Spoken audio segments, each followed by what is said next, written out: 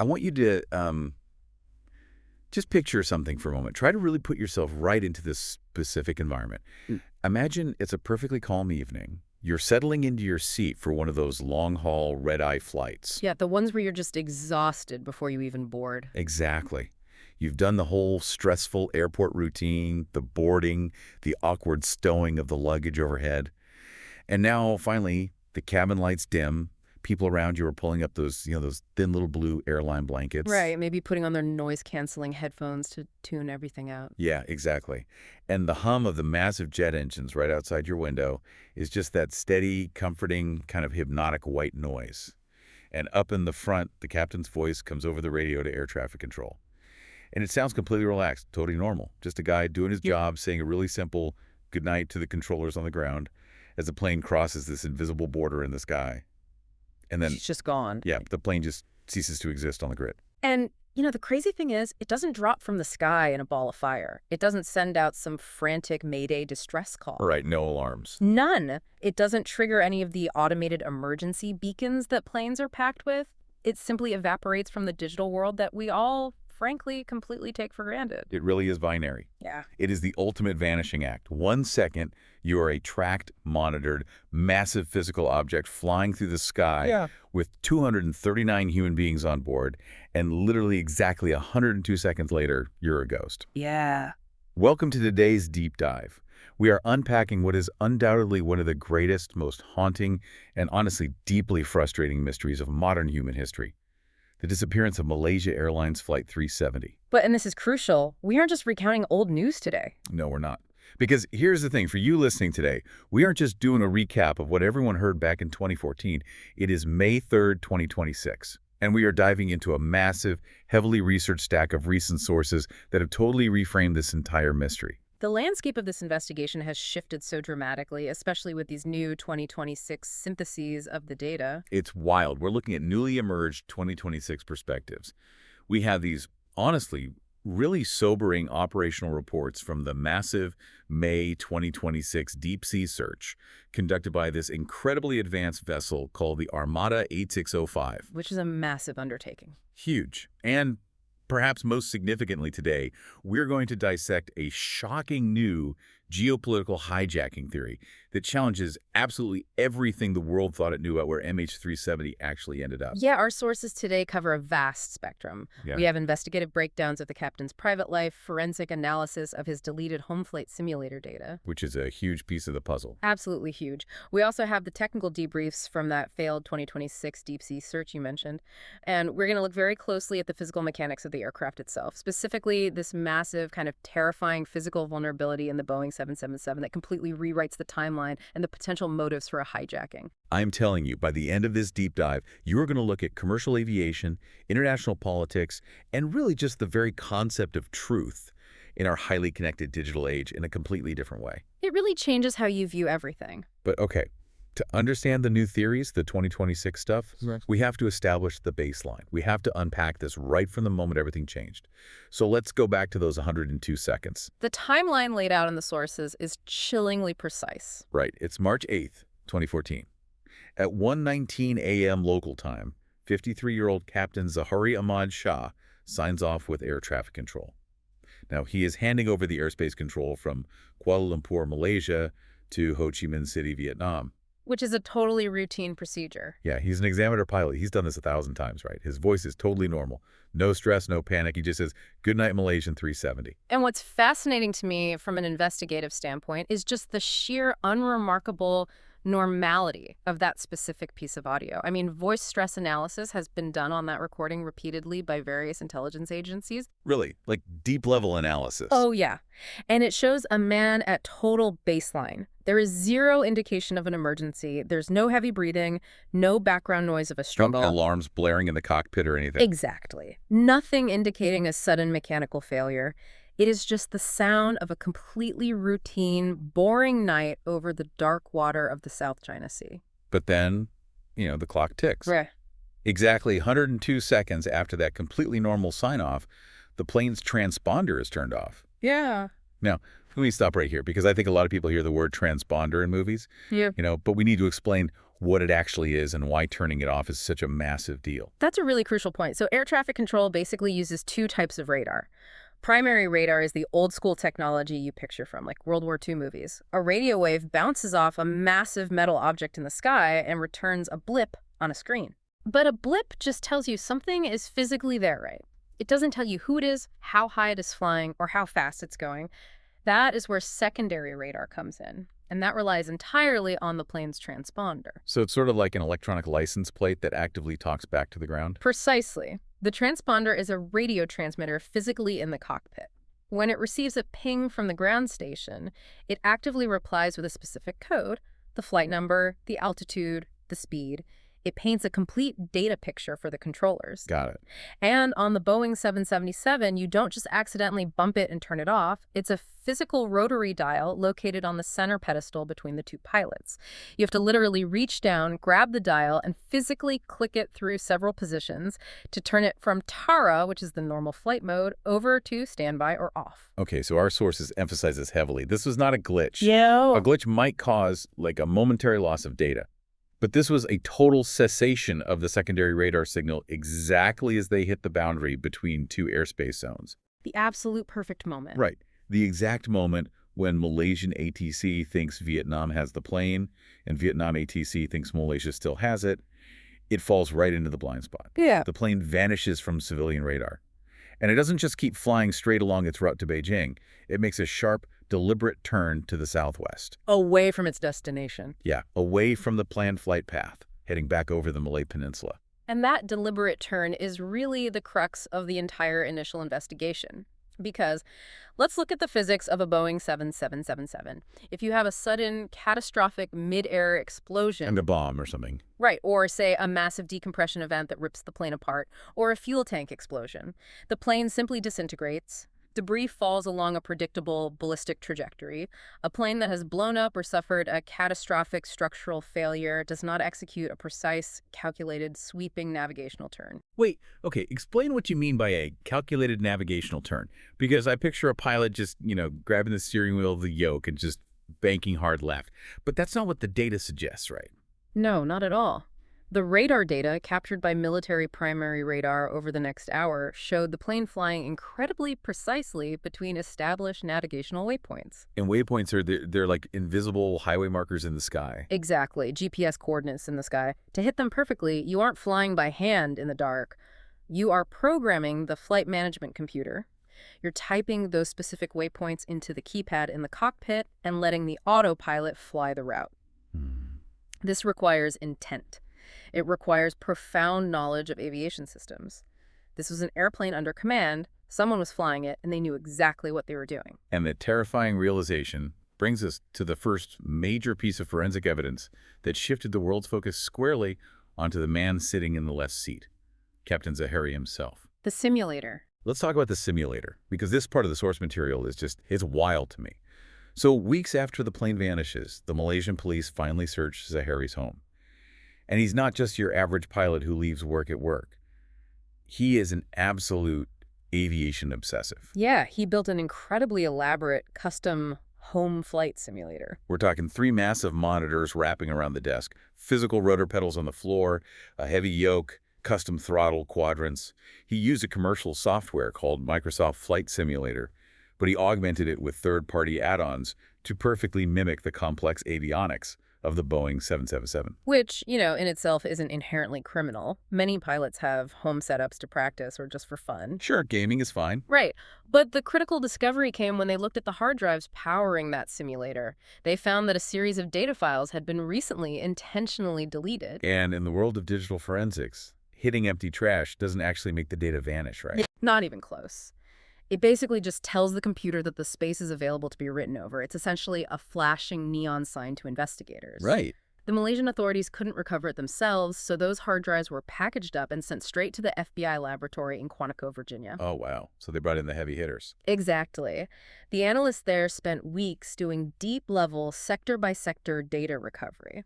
And what they found, and this is so critical, was actually kept secret by the Malaysian government for nearly 2 years. 2 years? Yeah, until a confidential document was finally leaked to the press.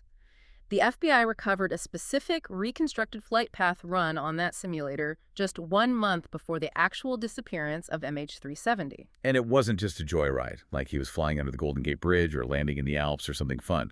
The recovered data points showed a route taking off from Kuala Lumpur, heading northwest up the Strait of Malacca, and then taking a sharp turn straight south. Straight down into the absolute most remote, desolate stretch of the southern Indian Ocean. The exact area where there are no shipping lanes, no islands, no radar coverage. And the simulation only ended when the virtual aircraft ran completely out of fuel. Now, you have to understand why this simulator data became the center of such a massive international controversy.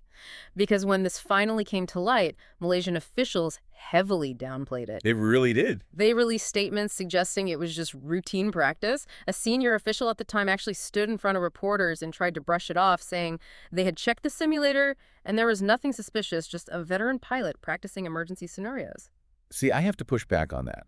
And our sources push back incredibly hard on that narrative. Right. I mean, just think about the logic here. It's like finding a map in a missing person's house, right? And on this map, there's a giant red X drawn over a remote, completely uninhabitable desert. Oh. And the authorities look at you and say, oh, don't worry about that. They just like drawing X's on maps for fun. It makes no sense. It makes absolutely zero sense. Look, I'm not a pilot, but if you are practicing an emergency, like a dual engine failure or a sudden cabin depressurization, you practice navigating to an airport. Right, you find a runway. You practice bitching the plane near a coastline where a Coast Guard rescue is actually possible. You do not practice flying straight into the abyss until your fuel tanks run dry in a place where there is literally nothing but freezing water and 4-meter swells for thousands of miles in any direction. And if we connect this to the forensic reality of how that simulation was actually run on the computer, your point becomes even stronger. Okay, how so? Well, the FBI analysts noted a very specific detail about the timestamps of those data points.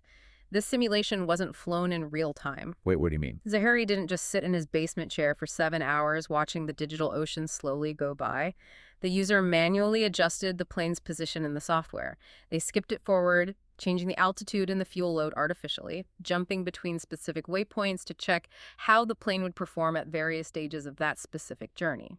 Oh, wow. So he was plotting a course, step by step. He was checking the math. Precisely. He was seeing how far the fuel would actually take him.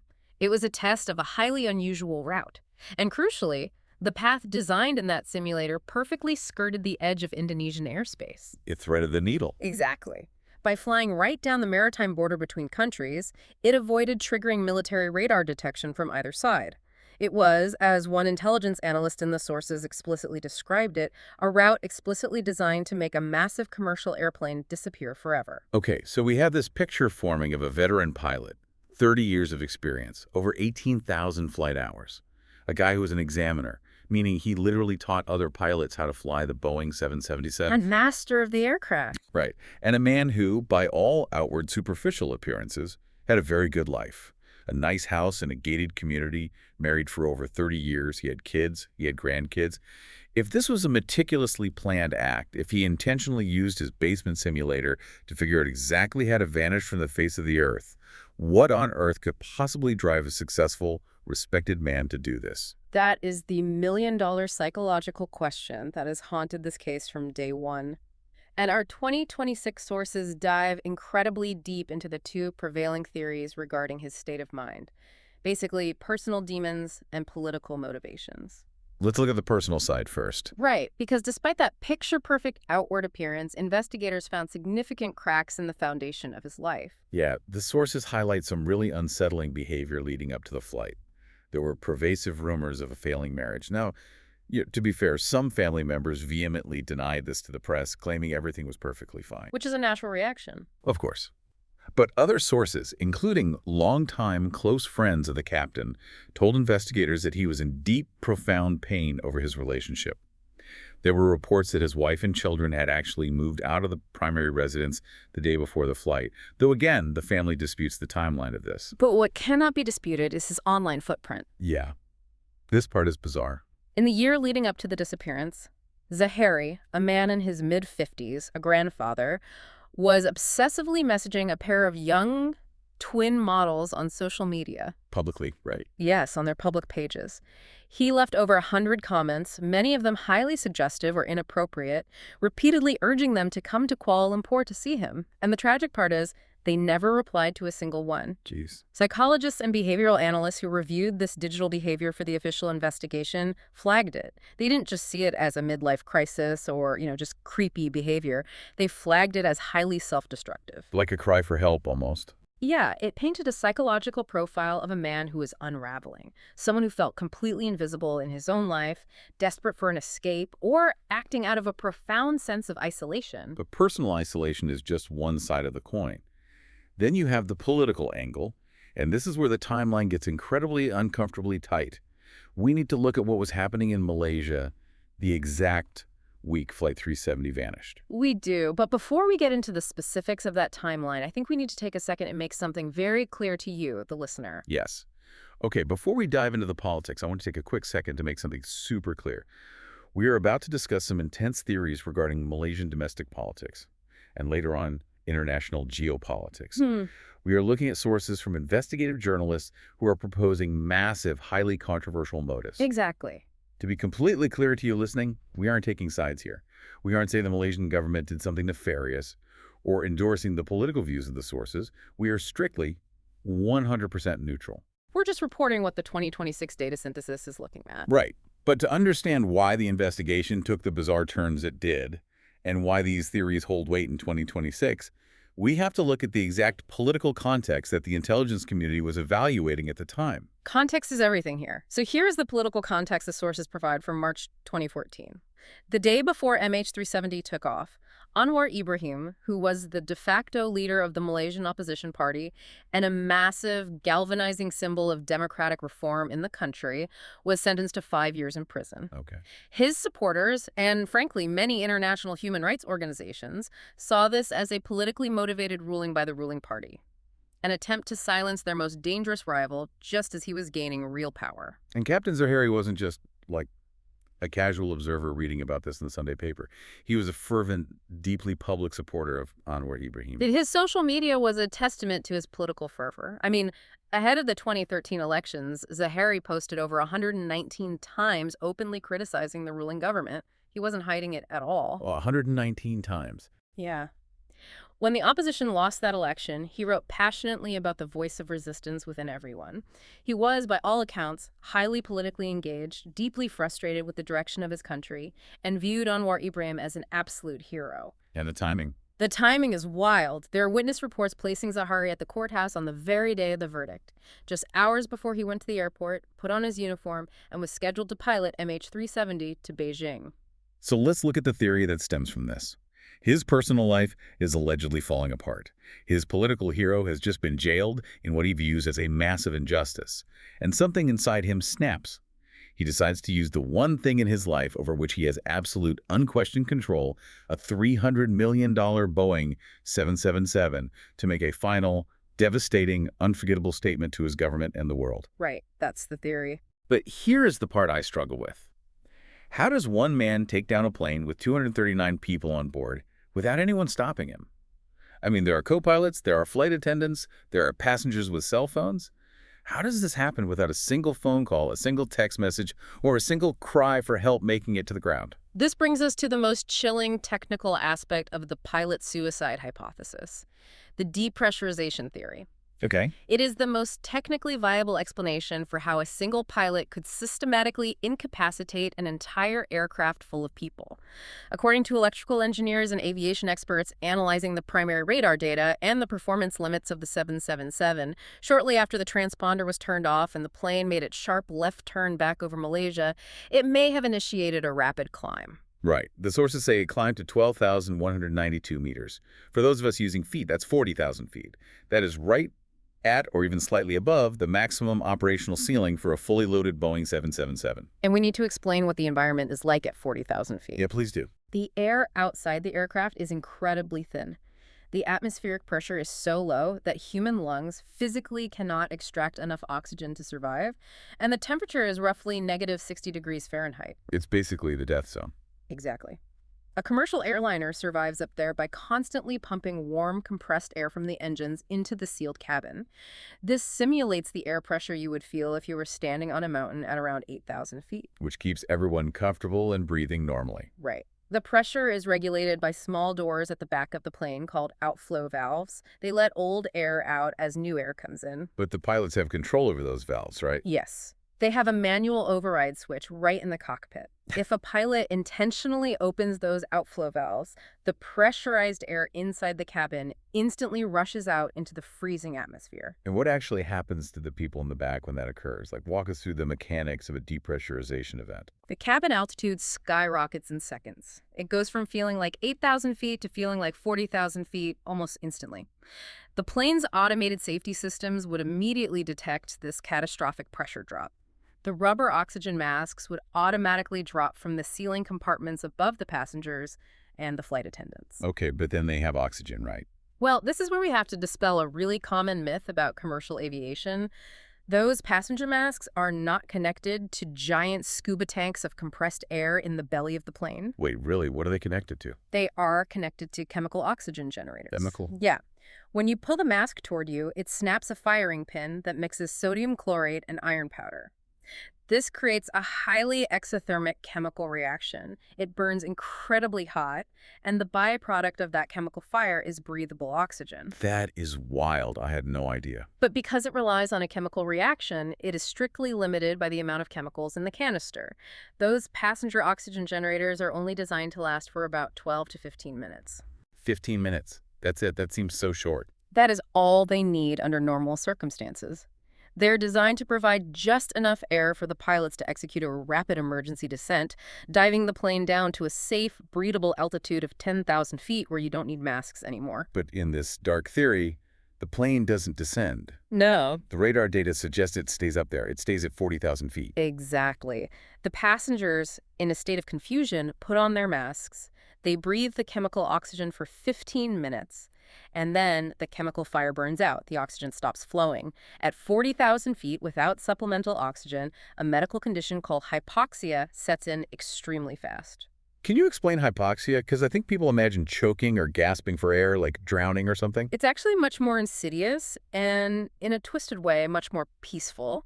It's not like joking at all. Your body doesn't panic because you are still exhaling carbon dioxide normally. You simply aren't getting enough oxygen to your brain. So what does it feel like? You feel a bit lightheaded, perhaps a strange sense of euphoria or confusion. Your vision tunnels, and then you simply drift into unconsciousness. Within 20 minutes of the initial depressurization, everyone in the cabin, the passengers, the flight attendants, anyone who could have potentially broken down the cockpit door would have peacefully lost consciousness, slipped into a coma, and passed away. But wait, if the whole plane is depressurized, what about the pilot? Wouldn't he pass out too? The cockpit operates on a completely different system. The pilots do not use chemical generators. They have access to a dedicated, high-pressure, massive oxygen cylinder system specifically designed for the flight crew. Of course. It is built to last for hours. If Captain Zahari locked the reinforced bulletproof cockpit door, put on his specialized full-face oxygen mask, and manually depressurized the cabin, he would remain fully conscious. He'd be breathing pure oxygen and in complete control of the aircraft while everyone behind him was neutralized. I need to take a breath here because the visual of that is staggering. What is it like to fly a ghost ship for 7 hours? Just sitting there in the dark, breathing through a rubber mask, knowing that 238 people behind you are gone? It's unimaginable. Watching the green glow of the instrument panels, monitoring the fuel gauges, and just waiting for the fuel to run out as the sun slowly comes up over the vast emptiness of the Indian Ocean. It is a terrifying, haunting image. It is arguably the darkest timeline of this entire investigation. And it is this specific, chilling pilot suicide theory backed by the FBI's recovery of the simulator data and the satellite analysis we will discuss shortly that drove the entire world to focus their resources on the southern Indian Ocean. Right. The global consensus was built. He incapacitated the passengers. He flew south into the night. He ran out of fuel and the plane crashed into the sea. Which brings us out of the theories of 2014 and firmly into the harsh reality of the present day of our sources, May 2026. Right. Because if we accept that narrative, we really believe he flew it into the ocean, then the math is simple. It has to be there. The world's greatest minds, the best oceanographers, the most advanced technology, they all pointed to this massive search area known as the Seventh Arc. Yes. And yet, nothing. Which leads us to the monumental failure of the May 2026 search. Let me set the scene for you listening, because this isn't just a couple of guys in a boat with a fish finder. It is the dead of winter in the southern hemisphere. Brutal conditions. They're operating in an area of the ocean known by sailors as the Roaring Forties, a latitude where there is absolutely no land mass to break the wind, meaning the gales and the waves are absolutely monstrous. And out there in this freezing chaos is this highly advanced, uncrewed vessel called the Armada 8605. It's operated by Ocean Infinity, which is a premier marine robotics company based in Texas and London. Now, they had actually already tried and failed to find the plane back in 2018. Oh, right, they did a sweep before. Yeah, but for this 2026 expedition, they returned with the Armada, and it's a staggering piece of technology. It's an 86-meter-long, 4,600-ton ship. And as you mentioned, it is entirely uncrewed. There is no captain on the bridge. That's crazy. It is driven and monitored remotely via satellite by a team of mariners and data scientists sitting in a control room in Southampton, England, thousands of miles away. And what the Armada is actually doing out there in the freezing waves is deploying a fleet of autonomous underwater vehicles, or AUVs. All right. Picture 8 massive, bright yellow, torpedo-shaped submarines.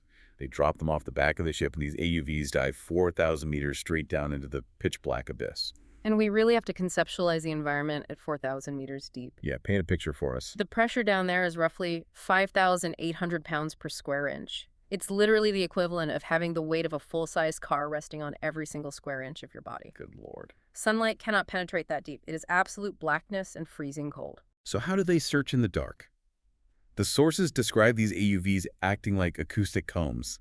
They hover precisely 20 to 50 meters above the jagged mountainous seafloor. Yeah, using side-scan sonar and multi-beam echo sounders. Right, so instead of shining a light, they shoot pulses of sound sideways across the ocean floor.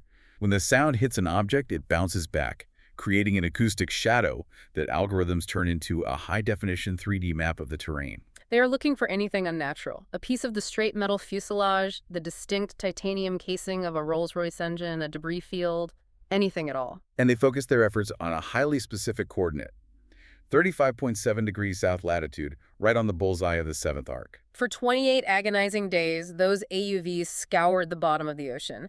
They mapped an incredible 7,571 square kilometers of the seafloor in high resolution. They turned over every digital stone in the area that the world's best data scientists swore the plane had to be, and the result? Nothing. Absolutely, unequivocally nothing. On May 8, 2026, Ocean Infinity officially halted the search.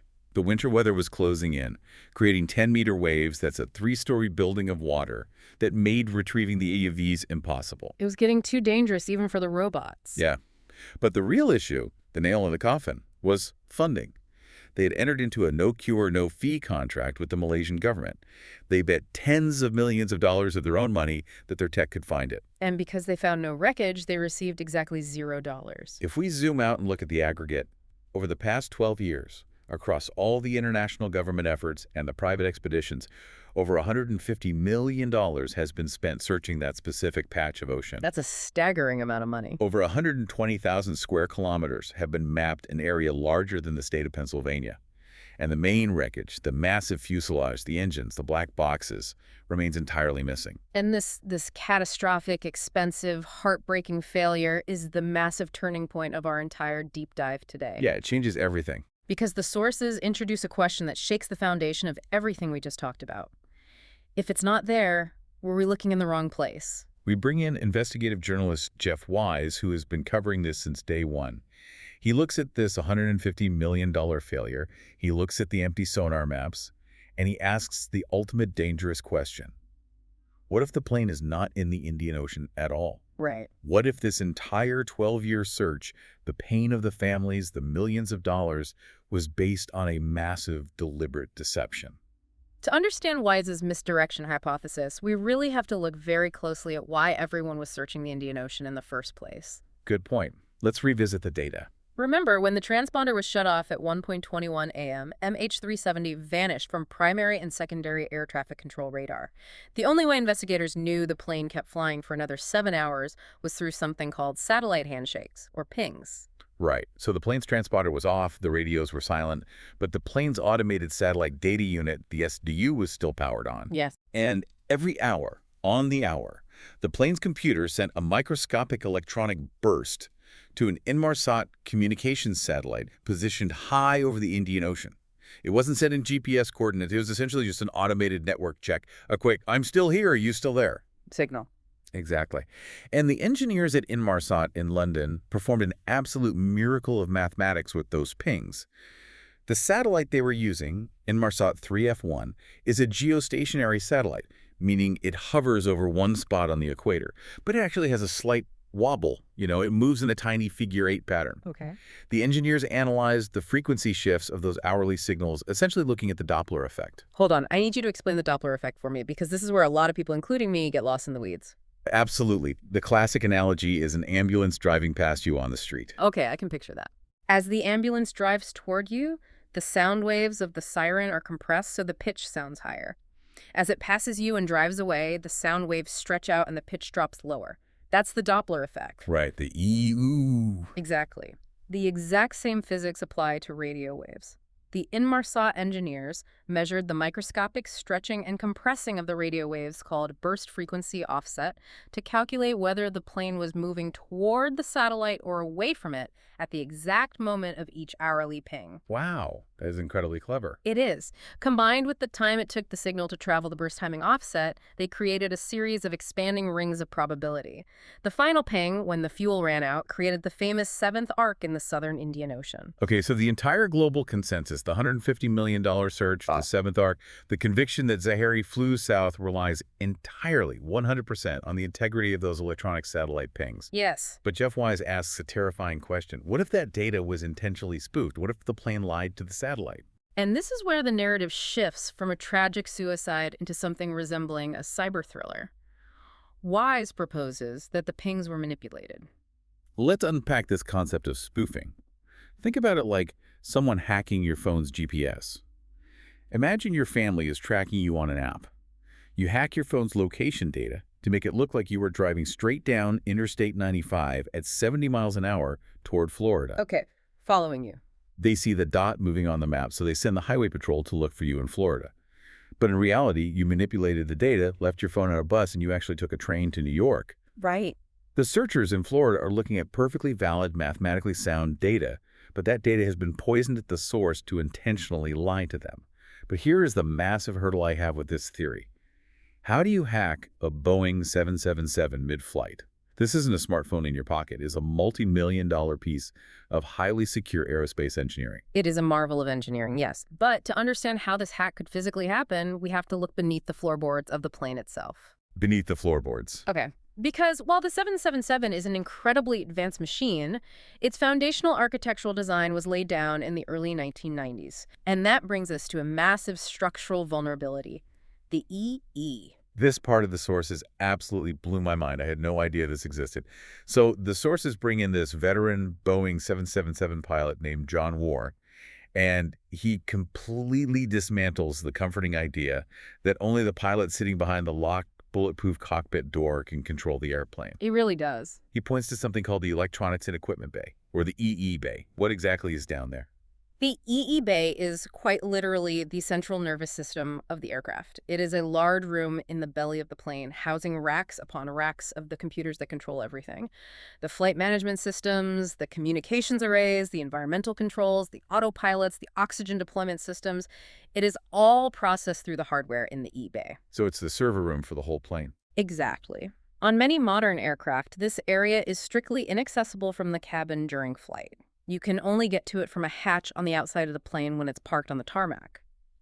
But on the Boeing 777, John Warr explains there is a physical access point right inside the passenger cabin. It's an unlocked trapdoor, located right on the floor, near the front galley, just ahead of the first row of business class. It's covered by a piece of carpet. Just a carpet. There are no biometric locks, there are no keypads, there are no security cameras pointing at it. It's just a latch under a rug. Imagine the execution of this infiltration, right? A hijacker, or a highly trained team of hijackers, waits for the cabin to settle. It's a red-eye flight, the lights are dim, it's the middle of the night, passengers are sleeping. Yeah. They wait for a moment of distraction. Perhaps the flight attendants are busy pepping carts in the rear galley. The operative steps into the front galley, lifts the edge of the carpet, turns the physical latch, slips down the hatch into the dark belly of the plane, and pulls the trapdoor shut behind them, smoothing the carpet back over. Just like that. Even if a flight attendant walked by a moment later and saw a slight wrinkle in the rug, they'd likely just assume a passenger tripped on their way to the bathroom. They wouldn't in a million years assume someone had just infiltrated the plane's brain. Wait, I need to stop you there. I'm struggling with this. You're telling me a commercial Boeing 777 has a literal trapdoor into its mainframe just sitting under the carpet. Why on earth wouldn't that be locked? If I can't get into my iPhone without Face ID, how is the central nervous system of a jetliner protected by a latch? It sounds insane by today's standards, I completely agree. But you have to look at the design philosophy of the 1990s when the 777 was engineered. Before 9/11, the primary concern in aviation was mechanical failure, not internal terrorism. Oh, okay. That makes sad sense. The hatch is located inside the cabin so that if an electrical fire started in the EE bay mid-flight or a crucial computer failed, a pilot could physically go down there with a fire extinguisher or reset a breaker. It was designed for safety and accessibility, not for cybersecurity. Wow. And once you are down inside the EE bay, among all those cooling fans and computer racks, you are essentially a ghost inside the machine. You have unfettered physical access. You have the keys to the kingdom. Remember the horrific depressurization theory we talked about earlier, the one where Captain Zahari supposedly killed everyone? John Moore says a hijacker in the EE bay could do the exact same thing without ever knocking on the cockpit door. Precisely. From the EE bay, a hijacker could manually manipulate the environmental control computers. They could open the outflow valves. They could manually shut off the cabin oxygen supply lines. Oh my God. They could incapacitate the crew and the passengers exactly as we described, but orchestrated by a third party beneath the floorboards. The pilots up front would suddenly be facing catastrophic, cascading systemic failures without knowing that the physical threat was directly beneath their feet, pulling cables. But incapacitating the plane is only step one of Wise's hypothesis. Step two is the misdirection, the spoofing of the satellite. How do you fake a Doppler effect? This is where we look at the SDU, the Satellite Data Unit, which is physically located in that EE bay. The sources point out a bizarre anomaly in the Inmarsat satellite logs that has baffled investigators for years. At 1:21 a.m., the plane went dark. Right. But at 2:25 a.m., over an hour later, the plane's SDU sent a request to relog into the satellite network. It completely booted up out of nowhere. Let me guess. In commercial aviation, an in-flight relogin request is not a normal thing. It is incredibly rare. An SDU logs in when the plane powers up on the tarmac, and it stays connected until the engines are shut down at the destination. An in-flight reboot usually indicates a massive catastrophic electrical failure where the entire plane lost power and the backup generators had to kick in, or a severe software crash. But the engines didn't fail. No. But Jeff Wise and allied satellite engineers suggest a far more sinister explanation. They argue this was a deliberate manual reboot by the hijackers. So they believe the hijackers in the eBay physically unplugged or accessed the SDU, tampered with the system, and altered the data it was transmitting. Yes. Remember, these older aircraft systems were built before modern cybersecurity threats were fully realized. They rely entirely on physical security, the idea that nobody unauthorized would be in the EE bay to begin with. Right, the locked front door approach. Exactly. There are no passwords protecting these core physical diagnostic systems. If you have your hands on the hardware, the system basically assumes you are a trusted maintenance mechanic on the ground. So it's like my compass analogy earlier. Spoofing the SDU is like breaking into a ship's navigation room and messing with the compass. The captain thinks they are steering due south because the dial says so, but someone taped a magnet under the glass. That's a perfect analogy. The Inmarsat satellite system was blindly trusting data that had been poisoned at the source. When the hijackers forced the system to reboot, they were feeding it manipulated frequency parameters. They were essentially broadcasting a fake digital breadcrumb trail, creating artificial Doppler shifts that pointed the world's investigation strictly toward the southern Indian Ocean. And we really need to pause and absorb the implications of this. Because if this hypothesis is true, it completely shifts the narrative paradigm. It's massive. It means the hijackers weren't just angry guys with box cutters who wanted to crash a plane into a building. They had to be elite. They had to possess a profound, intimate, engineer-level knowledge of Boeing 777 avionics, satellite communication protocols, electrical engineering, and radar blind spots. Who has those kinds of resources? I mean, really, who has the capability to train an operative to physically hack a commercial airliner from the inside out while flying at 35,000 feet in the dark? This level of operational sophistication points entirely away from a lone wolf scenario. It points away from a rogue, depressed pilot. It points directly towards state-sponsored actors. We are talking about intelligence agencies with unlimited budgets, advanced cyber warfare divisions, and profound geopolitical motives. Which brings us to the most controversial, explosive part of the new 2026 source material, the geopolitical motive and the alternative flight path known as the Northern Route. Right. Let's get into it. Okay, so if the plane didn't go south into the ocean, if those satellite pings were a carefully constructed lie designed to waste the world's time and money, where did it actually go? Jeff Wise proposes the Northern Route. According to this theory, after the plane did its radar-dodging dance over the Andaman Sea, it didn't turn south. It turned right. It flew straight north.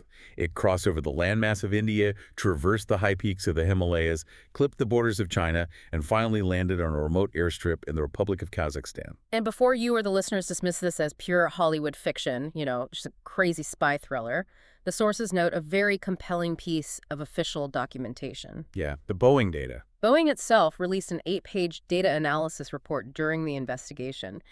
In it, Boeing's own engineers and experts stated that a slight 15-degree right turn over the Malacca Strait fit the raw satellite ping models just as well as the massive left turn to the south. Wow. The underlying math absolutely supports a northern trajectory. But the big question, the gaping hole in this theory is, why? Why go through all this trouble to steal a passenger airplane full of civilians and fly it to Central Asia?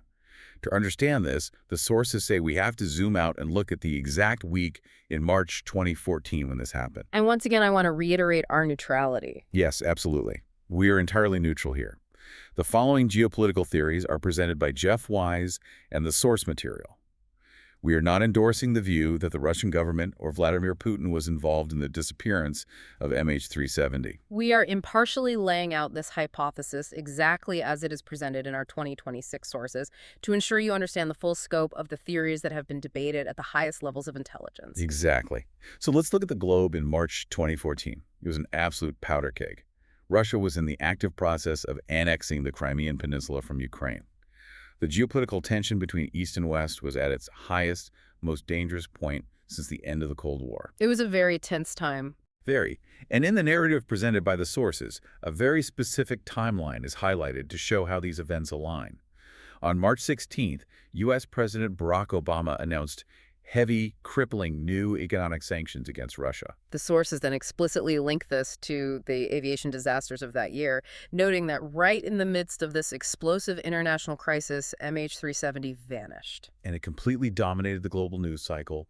I remember every network on Earth was talking about the plane, pulling the world's attention away from the military movements in Eastern Europe. It was the ultimate distraction. And ominously, just a few months later, another Malaysia Airlines B777 MH17 was shot out of the sky over eastern Ukraine, allegedly by Russian-backed forces using a Buk surface-to-air missile system. The hypothesis presented by Wise is that these events are not a tragic coincidence. He points to the military concept of unrestricted warfare, or black ops. To support this, he cites a famous 2013 article by Valery Gerasimov, the chief of the General Staff of the Russian Armed Forces. The Gerasimov Doctrine. Yes. The Gerasimov Doctrine, as it became known, openly discusses the utility of asymmetric warfare. It advocates using non-military means, cyber attacks, deep deception, and covert operations to achieve massive political goals without triggering a direct conventional military confrontation. So the theory goes that the disappearance of MH370 was a highly sophisticated, state-sponsored hijacking meant to serve two distinct purposes. First, as a massive global distraction from the illegal annexation of Crimea. Give the Western media a mystery to chase so they stop looking at the borders of Ukraine. And second, Second is a terrifying covert warning to Western governments. A mafia-style message that says, don't push us with these economic sanctions. We have the capability to bypass your security, infiltrate your electronics, and make your most advanced commercial planes vanish out of the sky without a single trace. We can strike anywhere, anytime, and you won't even know how we did it. it's a chilling motive. And as for the destination, Kazakhstan is cited in the sources as a highly viable potential landing spot due to a combination of geographical and political factors. Right, because why land there? Well, at the time in 2014, Kazakhstan's leadership was closely allied with Moscow. Crucially, Russia leased vast, highly restricted tracts of land in the country, including the Baikonur Cosmodrome area. The space launch facility. Exactly, which features massive remote runways capable of landing a heavy 777 away from prying eyes. Well, wait, I have another logistical problem with this. If you fly north, you are flying over India, Pakistan, China. These are heavily militarized countries with nuclear weapons. How does a massive Boeing 7777 fly over them without triggering an air defense response? Wouldn't they shoot it down? Aviation experts in the sources point out a pretty common misconception about military radar. Unlike civilian ATC radar, which tracks everything to prevent collisions, military radars do not constantly scan every inch of airspace 207. They don't. No, it's too expensive and creates too much data noise. They operate selectively, looking at specific threat corridors at specific times.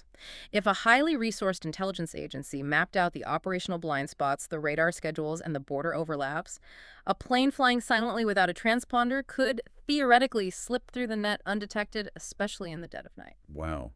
It's a breathtaking theory. It literally reads like a Tom Clancy spy novel, but it's built on these incredibly specific, verifiable technical anomalies. The unlocked eBay, the bizarre rebooted satellite data, the Boeing math supporting a northern turn. It connects a lot of dots. It does. So as we look at all these sources from 2026, we are now standing at a massive crossroads. We have two completely divergent realities regarding what happened to 239 people on board. Let's compare them side by side to see where the evidence truly points. Okay, let's break it down. On one side, we have the southern route. The theory of a pilot suicide or a catastrophic mechanical failure leading to mass hypoxia. This is heavily supported by Captain Zahari's chilling home simulator data, which perfectly mimics a calculated flight to nowhere. It's also supported by physical evidence, which is honestly the elephant in the room here. We haven't mentioned it yet today. But over the years, pieces of physical debris have washed up on the shores of the western Indian Ocean. We need to clarify what they found, yeah. Right. A flaperon, which is a moving control panel on the trailing edge of the wing used to bank the plane, was found washed up on a beach on Reunion Island in 2015. And Boeing experts and French authorities confirmed by the serial numbers that it absolutely came from MH370. There's no disputing that piece. No. And dozens of other small pieces, interior cabin panels, pieces of engine cowlings were found by independent searchers in Madagascar, Mozambique, and South Africa, carried there by the natural ocean currents over the years. Exactly. The southern route has physical debris. That is hard data. But it is forever haunted by the utter failure to find the main wreckage. Despite $150 million, the world's best oceanographic modeling, and the Armada AT-605's desperate, highly advanced final search in 2026, the massive fuselage, the heavy engines, and the black boxes are simply not there. And on the other side of the ledger, we have the northern route, the state-sponsored hijacking theory. This theory cleanly logically explains the bizarre satellite re-logins, the highly specific radar-dodging maneuvers over the Malacca Strait, the terrifying vulnerability of the unlocked eBay, and the incredibly suspicious timing aligning perfectly with the global geopolitical crises of 2014. It explains the how very well. However, the northern route has a massive, almost insurmountable hurdle to overcome. The debris. If the plane safely landed on a remote runway in Kazakhstan, how do we explain the flaperon and the debris washing up on the beaches of the Indian Ocean thousands of miles away?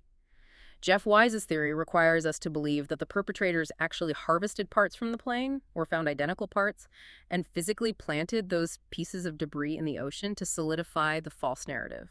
That requires a level of coordinated, global, ongoing deception that is almost unfathomable. It is. Are they planted? Are some of the pieces unrelated? As long as the two orange black boxes remain lost, neither theory can be entirely proven. And crucially, neither can be definitively debunked. Which leaves us with a profound philosophical question. As you sit here listening to this, I want you to think about this. Are we more comfortable believing in the tragic, isolated mental break of a single man, a veteran captain who quietly locked a door, depressurized a cabin, and flew his passengers into the abyss out of despair? It's a dark thought. Or are we more terrified by a world where shadow governments and intelligence agencies can hack jetliners out of the sky from beneath the floorboards, manipulating global data networks to send a covert political text message? Both realities are utterly terrifying, but in vastly different ways. I agree completely. One represents the unpredictable fragility of the human mind, the fact that we can never truly know what is happening inside the head of the person flying our plane. Yeah. And the other represents the cold, calculated, systemic manipulation of the very digital systems and structures we blindly trust with our lives every single day. Let's take a deep breath and recap the incredible journey we've been on in this deep dive. We started with those final 102 seconds of silence in a manual turn in the dark.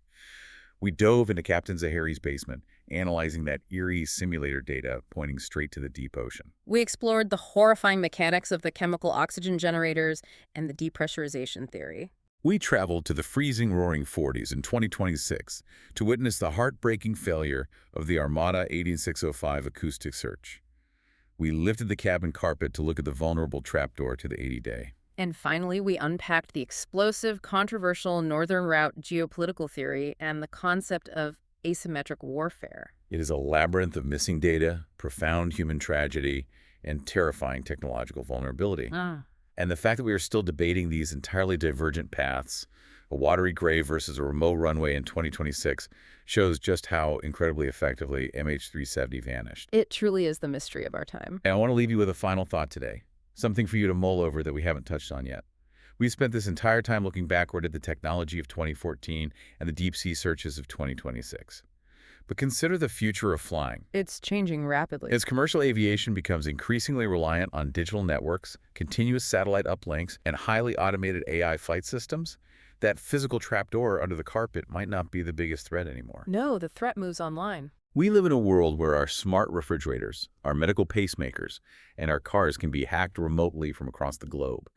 How long until the next eBay isn't a physical hatch you have to crawl into, but simply a line of malicious code injected into the plane's network from a laptop halfway across the world? The technological convenience we constantly crave is actively, quietly building the invisible vulnerabilities of tomorrow. Next time you board a flight, sit in your seat and eagerly log into the convenient in-flight Wi-Fi to watch a movie. Ask yourself, who else might be logging in with you? Yeah. Thank you so much for joining us on this deep dive into the unknown. The sky is vast, the oceans are unimaginably deep, and the truth of what happened that night is still out there somewhere, waiting to be found. But above all the theories, the geopolitics, and the technical data, we remember the 239 souls, the mothers, fathers, children, and friends who boarded a routine flight on a calm evening, and who have yet to come home. We'll see you next time.